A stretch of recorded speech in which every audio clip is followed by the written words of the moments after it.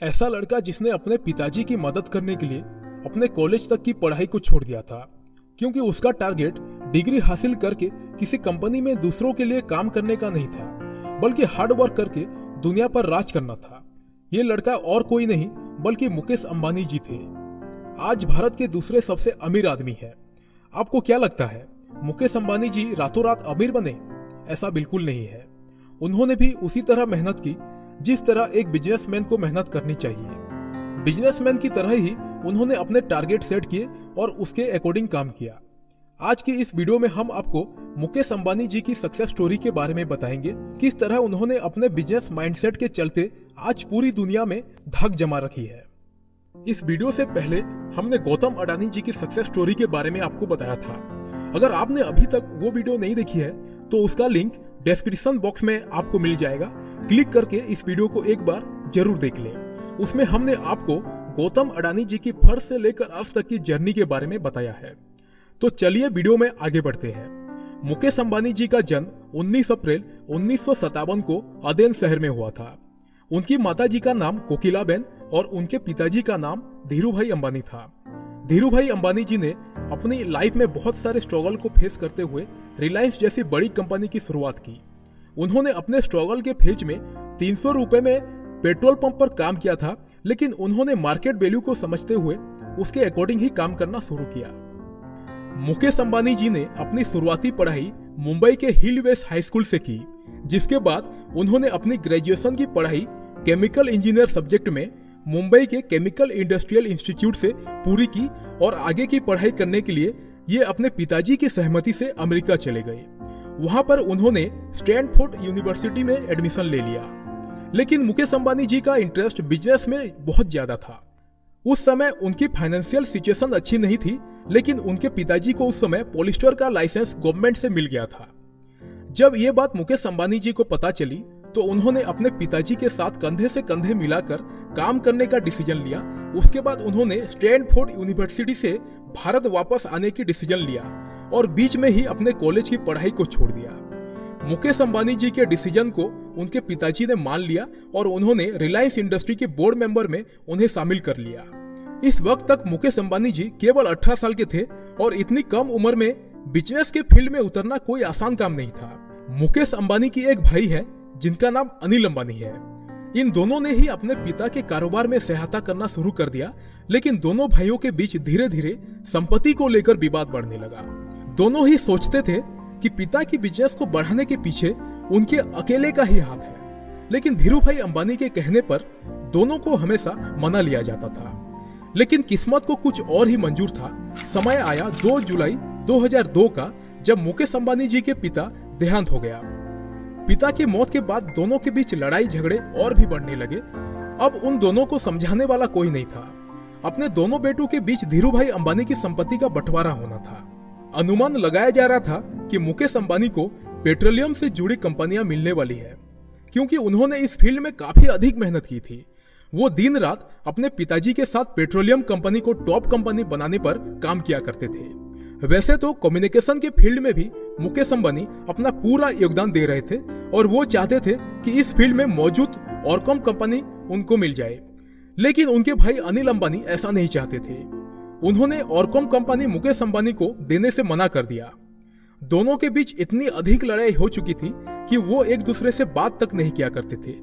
उनकी माताजी कोकिलाबेन और उनके चार्टर्ड अकाउंटेंट समस्या का हल निकाल लिया और उन्होंने दोनों की संपत्ति का बंटवारा करते हुए पुरानी कंपनियां मुकेश अंबानी को थमा दी गई और नई कंपनियां अनिल अंबानी के पास चली गई, जिनमें बहुत बड़ी कंपनियां थी। लेकिन मुकेश अंबानी ने अपनी माताजी की आज्ञा को स्वीकार कर लिया और जो भी उनके संपत्ति में बंटवारा आया उसे स्वीकार किया। अनिल अंबानी जी की कंपनियां ऐसी थी जिनका आने वाले समय में बहुत ज्यादा इंपोर्टेंस था और सभी लोगों को यह लगता था कि आगे चलकर अनिल अंबानी दुनिया के सबसे अमीर आदमी बन जाएंगे।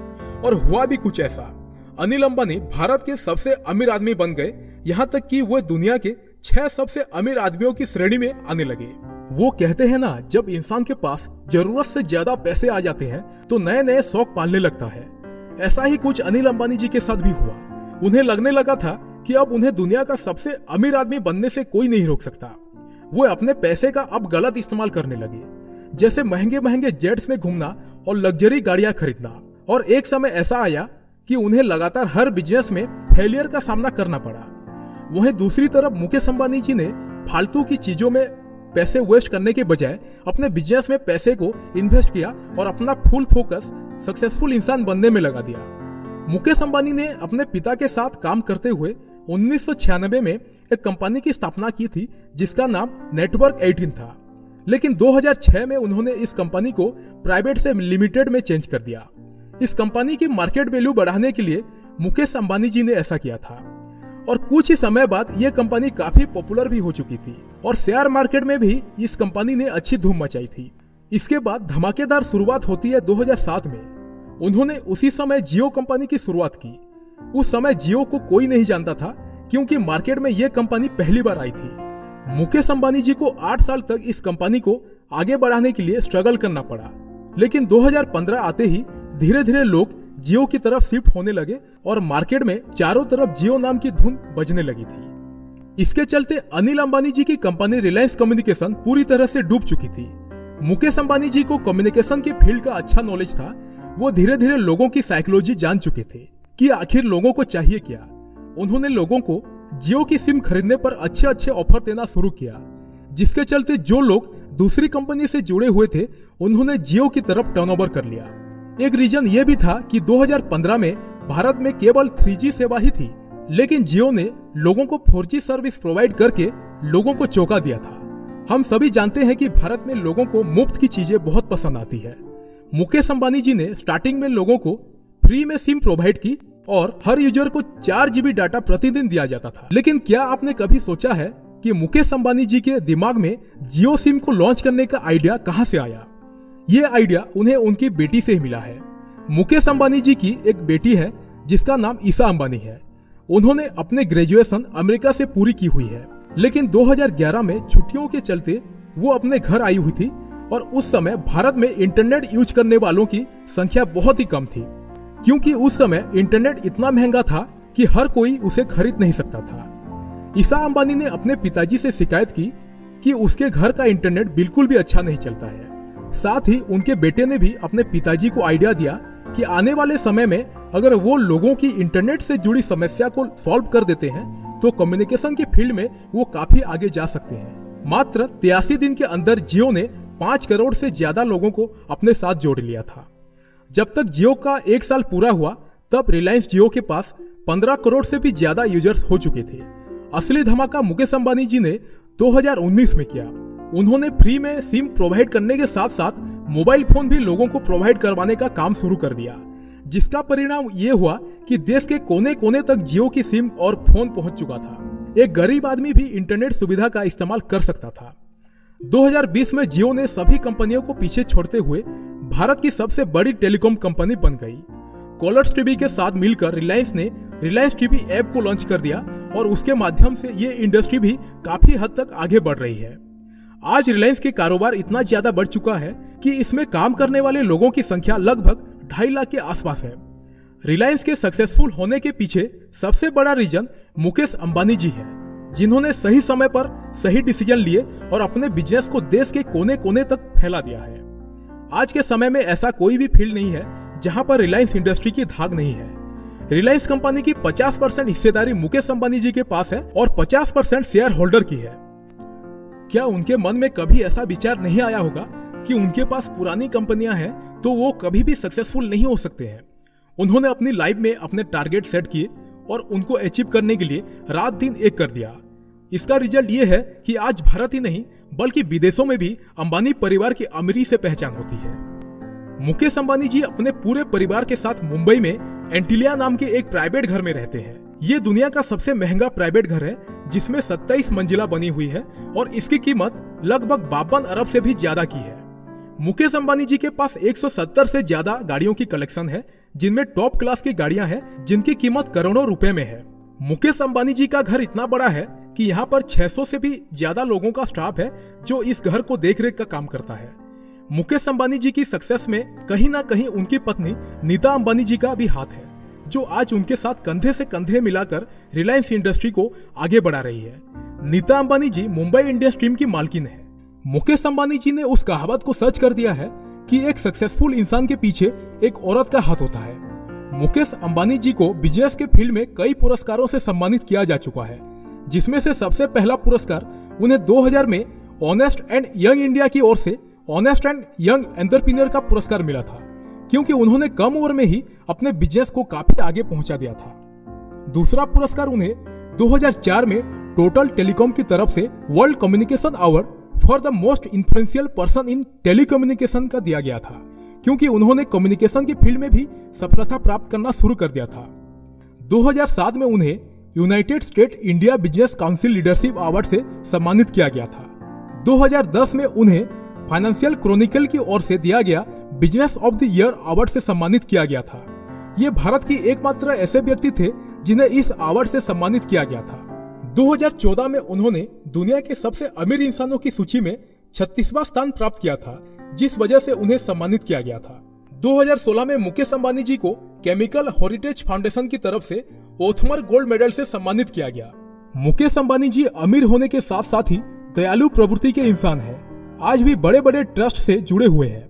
कोरोना वायरस ने जिस तरह बिजनेस को इफेक्ट किया है, उसके बावजूद भी मुकेश अंबानी जी के बिजनेस को कोई भी हानि नहीं पहुंची, जिसके चलते उन्होंने कोरोना काल में 66 मिलियन अमेरिकन डॉलर भारत के लोगों के लिए दिए। इतने बड़े बिजनेसमैन होने के बावजूद भी मुकेश अंबानी जी 13 से 14 घंटे अपने बिजनेस के लिए इन्वेस्ट करते हैं। इनका शेड्यूल सुबह 5 बजे से शुरू होकर रात के 2 बजे तक चलता है। ऐसा नहीं है कि मुकेश अंबानी जी सिर्फ बिजनेस में ही लगे रहते हैं, अपने परिवार को भी बराबर का महत्व देते हैं। कमाई के मामले में 2018 में मुकेश अंबानी जी ने जैक मा को पीछे छोड़ दिया था, जो अलीबाबा ग्रुप के सीईओ है।